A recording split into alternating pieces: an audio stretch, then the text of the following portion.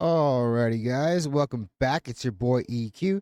And up next, we have some new details about the Kendrick Lamar verse controversy that led to the Clips Def Jam split because Pusha T refused to budge and censor the verse. And when you pay seven figures to get out of the deal, plus a bunch of other demands for not budging on your vision, you're definitely maintaining your artistic integrity to the highest degree, which is the reason Pusha T gave to us as to why he didn't relent. You guys know that verse is going to be extraordinary, right? And most definitely going to make a huge splash. And according to Pusha, they wasn't even talking about Drake, at least directly anyway. I want to say if it is the preview that we all heard during the Louis Vuitton fashion show, then yeah, he was obviously taking shots at Jim Jones. And if Pusha T is coming with that type of energy during that record, we can only speculate as to what type of timing Kendrick Lamar is going to be on.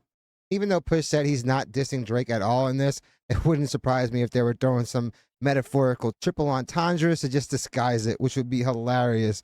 But the label heard all they needed to hear, as if this wasn't already one of the most anticipated verses in a while. It's definitely my most anticipated verse of the year, and honestly, probably the best rollout for this record. Because what could Def Jam have heard, owned by UMG, this scared? Oh, yeah, it's that much publicized lawsuit against UMG and Drake, because that case is definitely on their minds. They're obviously not taking any chances, and if it truly is that Whips and Chains record that they previewed, then yeah, I can see why Def Jam would have some type of trepidation. But to me, that obviously doesn't mean much because one of their demands was to still get a cut of the album. So to me, they honestly just want some plausible deniability and all this because we know that record is going to make a ton of noise, especially with all this speculation and probably, like I said, the best possible rollout for it. So they obviously want some of that money, but they definitely don't want anything to do with the distribution. So enough dilly-dallying. Let's jump right into this article before we go on to some clips on X, where we have new details about the Kendrick Lamar verse controversy that led to the Clips Def Jam split because Pusha T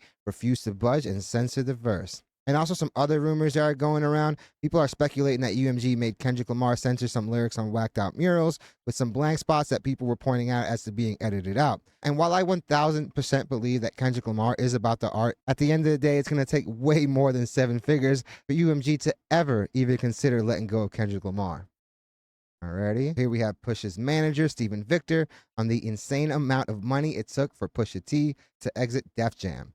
After Pusha T refused to change a guest verse from Kendrick Lamar on the upcoming Clips album, he bought his way out of his deal, manager Victor explains.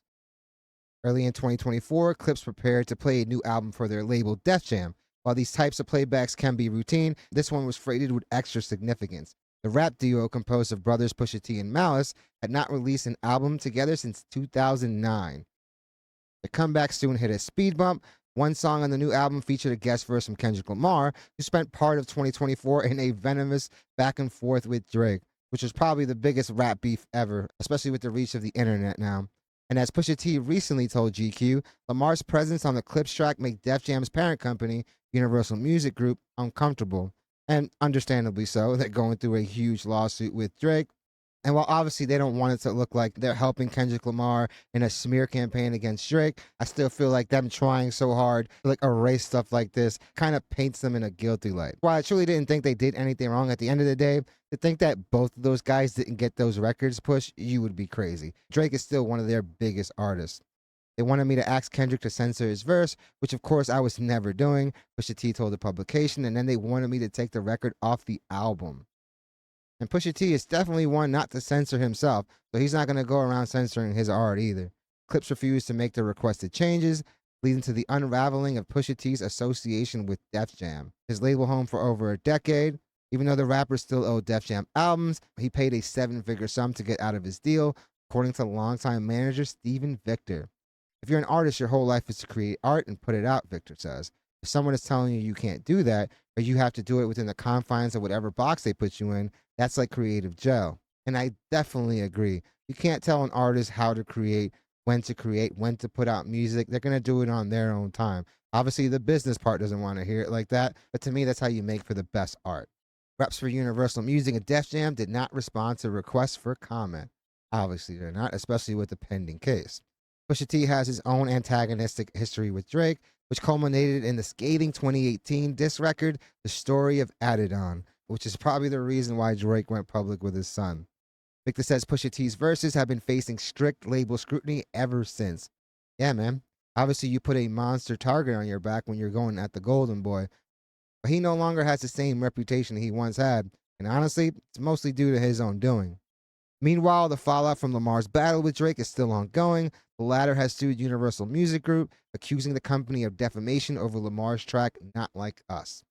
And the thing about defamation is it really defamation where you're just pointing out rumors that have been circulating for a very long time? It's not like there isn't footage of Drake doing some questionable stuff. And even according to some lawyers that I've been talking to, it's going to be really hard to prove defamation when that was the case. Victor spoke with Billboard about the end of Pusha T's relationship with Def Jam and finding a new home for the rapper and the Clips album at Roc Nation. When you start to hear objections to the Kendrick Lamar verse on the Clips album, where were they coming from?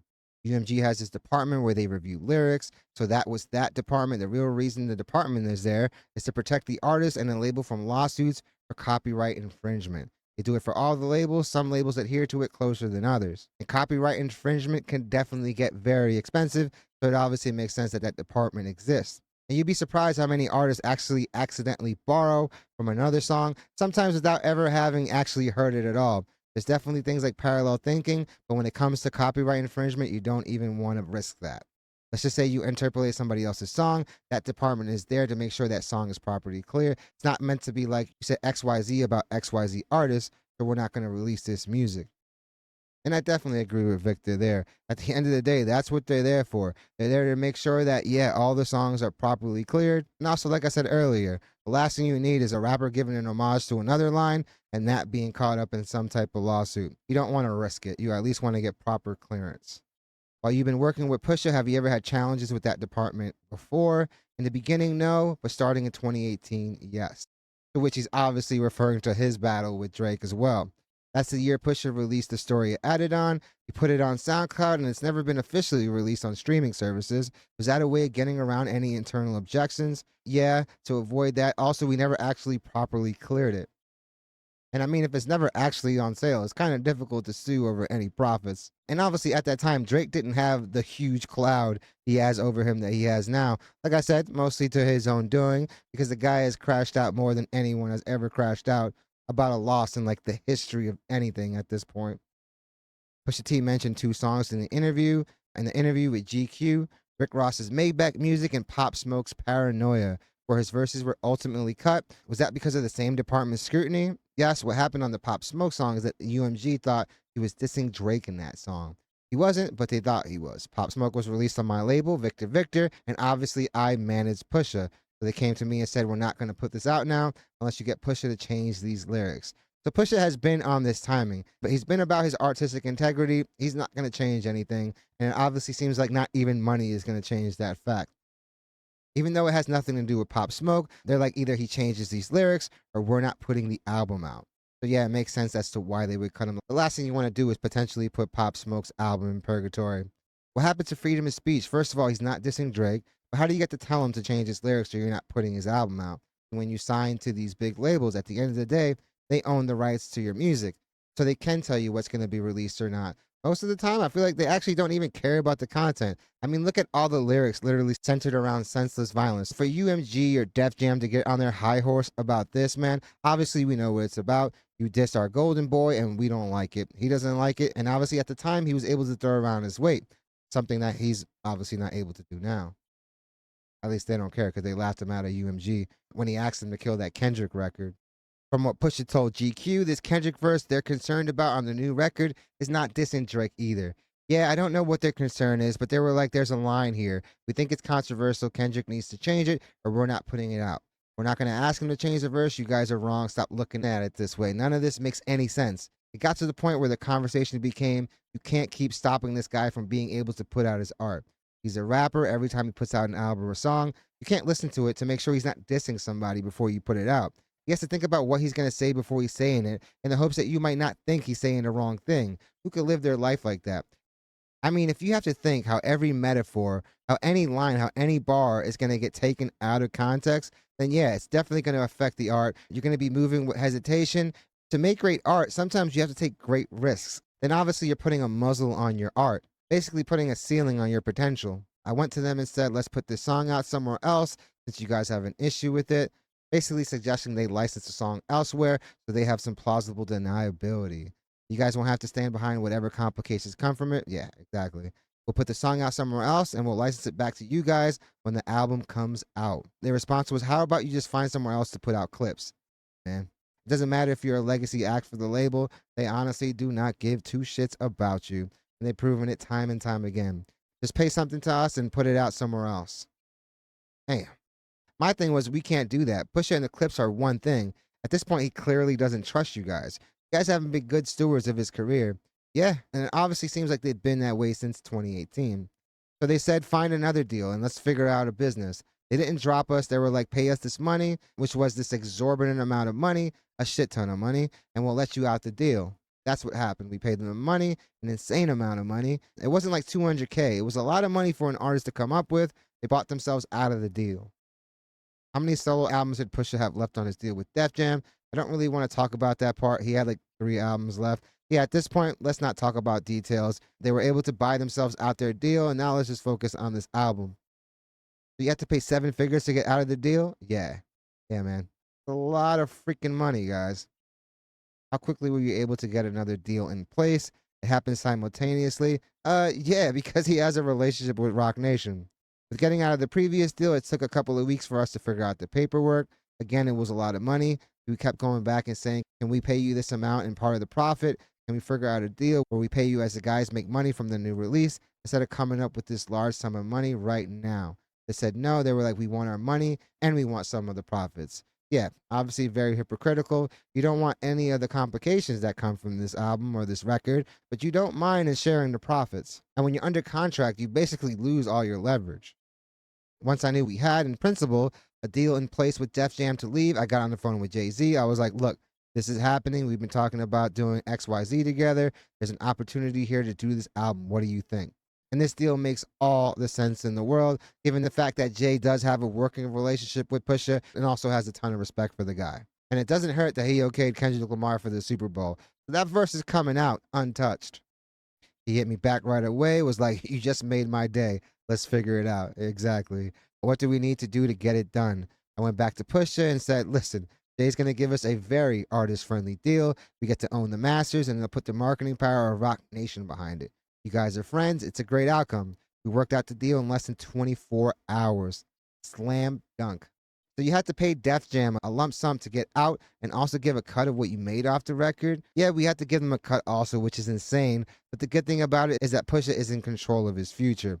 Now he has 3 deals in 3 different places. At the beginning of his solo career, we put out records independently with mass appeal. He owns those records. Then he did the deal with Good Music Def Jam when Kanye left Def Jam. We worked out an agreement with him where he gave Pusha his masters back on the Good Music side. And now we did this deal with Jay. And Pusha T definitely didn't mince words when it came to talking about how he feels about Kanye West. Does not think he's a man at all. Pusha is having way more success creatively, financially, and professionally. And now I'm pretty sure he's a lot happier, given the fact he doesn't have this overseer saying what he can say and what he can't say. But he's having more success than he did at the peak of his career, which was when Clips' Grinding came out. Smart and steady wins the race. Pusha T is definitely an icon. Those Clips records were classic records. You can go back to them still, and they still hold up. And he's also proven that he has an executive mind as well, because the dude was president of Good Music. He wasn't just an artist on the label. Alrighty, what appeals to you about taking the independent route? Control. I still think there's a place for major record labels, but if you can get away with being at a place that understands the culture, that you're in a lot more, moves more nimbly, and you can get the same resources that you would do from a major, why would you go to a major, especially with the way deals are structured? I can definitely attest to that, guys. I've been signed as a music producer for 5 years, and I'll tell you this, those first deals all suck, just like mine did. But most people will give up that control to have access to these resources, to have access to these relationships and contacts. Because unless you're at these major labels, it's very hard to make the noise that these premier artists make. Because hit records aren't made, they're definitely bought. While you can definitely have a lot of success growing organically, you're still going to need those people at Apple. You're still going to need those people over at Spotify. I don't think people realize how important it is to get playlisted and what ranking you have in that playlist. If you're one of the top 10 records, you can almost guarantee going gold, if not platinum. All right, Stephen went on to say you can get everything and more. Somebody that not only looks at you, but behaves like you. And that's what's dope about having Jay as the label head, but has the same mindset as you. You're not dealing with layers and layers of corporate bureaucracy and nonsense. And all the artists are not treated equally in a major record label system. I mean, it's a business where it's like, what have you done for me lately? So I can totally agree there. One thing you still hear about majors is that to the extent that radio matters, they have the muscle there. Radio still does make somewhat of an impact, but at the end of the day, man, it's all in streaming and who you know at those companies. They had the muscle there, and they also have an international presence that's hard to replicate. I call all cap. I've done it on a smaller scale and on a larger scale. All you need is a team. You can outsource a great international team, a great radio team. For some artists, it's definitely more beneficial to be a part of a major record label, but you don't need to be on a major record label to find success. That's very true because you're hiring people that have cultivated those relationships. If it's a great radio team, then they have built up those relationships themselves. So if you're smart and you know how to delegate to the right people, you can definitely win. It's just that a lot of artists, they're just lazy. They don't want to do any of the extra work. They just want to go in the studio, record, and put out the record. All the other factors, they don't even really care to learn, which is definitely something that comes to haunt most of them later in their careers. Obviously, Pusha T and Def Jam had a long relationship. Is it tough to see it end this way? Pusha has been signed to Def Jam for almost 15 years. We've been there for a long time. We've seen different regime changes come and go. And honestly, that is such an important factor when it comes to how you get treated. Let's just say a new president comes in. A lot of times, they just replace everyone with their own people that were working more than likely at his previous label. And a lot of times, you're not going to get the same attention unless you're one of those premier acts. So imagine having your go-to A&R or exec that batted for you get fired, and now this new person comes in that has no connection to you. And a lot of times, it doesn't end well. All right, he goes on to say, but at the end of the day, if a relationship is not working for whatever reason, it doesn't make any sense to stay there, regardless of how much you like it or might feel comfortable. And I don't know if the amount of attention, focus, and detail that we were looking for on this album rollout would have happened there anyway, especially when they've already given Pusha T pushback, pardon the pun, and they've obviously been successful in the past in stopping these verses from coming out. Is this the start of a potentially closer relationship between Victor Victor and Roc Nation? I'd say so. I mean, yeah, if you're building a relationship with these people, more than likely you're bringing in all your other assets that you've built up. I'd say so. There's a lot going on, a lot of moving parts, but the focus right now is definitely this Clips album. And I am so geeked for this album. Honestly, to me, the Clips is probably one of my favorite rap groups of all time. And not only do I love their music, but I have a childhood homie that actually DJs for Pusha T. But back in the day, I did a producer battle in New York where Malice was one of the judges, and he definitely had some amazing and inspiring words for me during my set. So yeah, guys, I definitely have a lot of love for the group. I am so excited about this project. I'm really geeked that he did stand up for his artistic integrity and refused to change anything. I'm pretty sure the guy has had enough. Like we just read, the dude has had this happen to him multiple times, and it seems like enough is enough. The Clips took their money, and they're obviously betting on themselves big time with this. And I definitely feel like they're going to succeed, especially when you have somebody like Jay and Roc Nation behind you, because we've all seen what having Roc Nation behind you can do. As far as this Kendrick Lamar verse, honestly, I couldn't be any more excited. I was already super excited when I found out that they were going to be collaborating on this album. We all know what Pusha T can do, and Pharrell and Malice, but it's going to be so exciting to see what Kendrick Lamar brings to this, because for me, the guy is a true competitor. So him just playing back that record and hearing what they were able to do, it's just going to inspire Kendrick Lamar to really go above and beyond. Something that honestly is just regular for him to go above and beyond. When this record comes out, it's definitely going to be the most talked about record. It's definitely going to be probed and analyzed and broken down bar for bar, and I'm definitely here for it. Like I said earlier, let's go to X. I saw some funny memes about the whole situation. Def Jam, so y'all really going to keep Kendrick's verse on the album? And then we have Clips' reaction. Man, rest in peace to the legend, man. Is that DL on the side? Yeah, man. Kings of Comedy, fam. Def Jam, get rid of that Kendrick feature and we good. Clips. No, I don't think I will. No. You really gotta love it when somebody truly sticks to their principles and their integrity. Even got LeBron James excited. Yeah, so this is one of the alleged bars. Therapy showed me how to open up. It also showed me I don't give a F. Yeah, man. And while this caption gives it 5 minutes, I'd probably give it even less than that until the OV hoes start slandering Braun yet again. Yeah, see if anyone actually commented. You know, they find every reason to hate on their long list of ops. I'm sure they are mad at Jay again, too, for distributing no malice. Definitely shout out to Malice. The think pieces have already started. Yeah, guys, like I said, man, everyone's gonna break down this record, including me. So definitely be prepared for it. Nobody cares, bro. Oh, that could be a little OV-ho right there. I give it 30 seconds. Once they start, they never shut the F up. Can't stand LeBron, but this is a legendary rollout. Yeah, guys, they couldn't have scripted a better rollout for this project and this song. These lyrics are from a ninth grader. Ain't no way. That's a little OVO right there. You know it. They are the most sensitive fan base. Yeah, I definitely agree. 5 seconds. They got notifications on. Oh, 1000%. Ack is probably doing this right now. Wash, recognize Wash. And obviously, if you can call what Kendrick Lamar has done this last year washed, then yeah, man, you are definitely delusional. It's definitely washed to have probably the biggest rap record of all time. Definitely the most popular diss record of all time, with it being the only diss record to actually chart at #1. 5, you are being generous.